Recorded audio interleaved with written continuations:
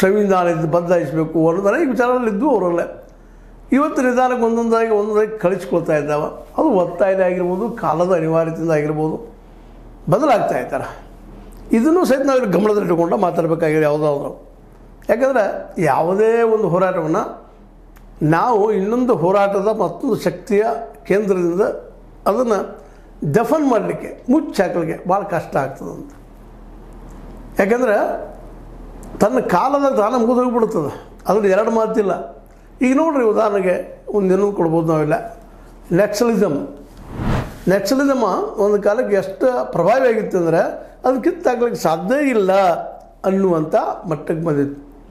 ಮತ್ತು ಹೆಚ್ಚು ಭಾಳಷ್ಟು ರಾಜ್ಯಗಳಲ್ಲಿ ಅದು ವ್ಯಾಪಿಸಿತ್ತು. ಅದರಲ್ಲೂ ಗುಡ್ಡಿಗಾಡ ಪ್ರದೇಶಗಳಂತಹ ರಾಜ್ಯಗಳಲ್ಲೇ ನೆಕ್ಸಲಿಸಮ್ ಜೋರ್ದಾರಾಗಿ ತನ್ನ ಹೆಡೆ ಬಿಚ್ಚಿತ್ತು.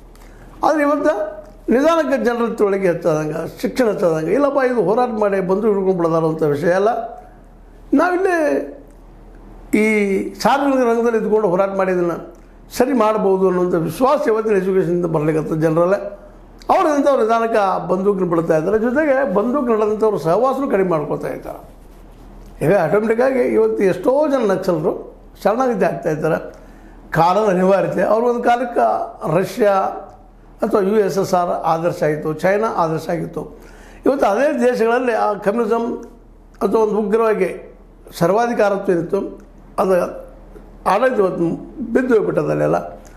ಹೀಗಾಗಿ ಅವ್ರಿಗೆ ಆಶ್ರಯದಾತರು ಇಲ್ಲ ಅನ್ನೋದು ಕನ್ಫರ್ಮ್ ಆಗೋ ಜೊತೆಗೆ ಇಲ್ಲಿ ಇವತ್ತಿನ ಎಜುಕೇಷನ್ಸ್ ಸಾಕಷ್ಟು ಪರಿವರ್ತನೆ ಮಾಡಿದ್ರಿಂದಾಗೆ ಮತ್ತು ಸರ್ಕಾರವು ಸಹಿತ ಅವ್ರ ಬಗ್ಗೆ ಸಾಫ್ಟ್ ಕಾರ್ನರ್ ಆಗಿದ್ದರಿಂದಾಗೆ ಇವತ್ತೊಂದು ಹಂತಕ್ಕೆ ಬರ್ತಾಯಿದ್ದಾರೆ. ಹಾಗೆ ಇವತ್ತು RSS ಸಾಕಷ್ಟು ಪ್ರಯತ್ನ ಮಾಡಿತ್ತು, ಏನೆಲ್ಲ ಮಾಡಿದ್ದು ಇತಿಹಾಸದಲ್ಲೇ.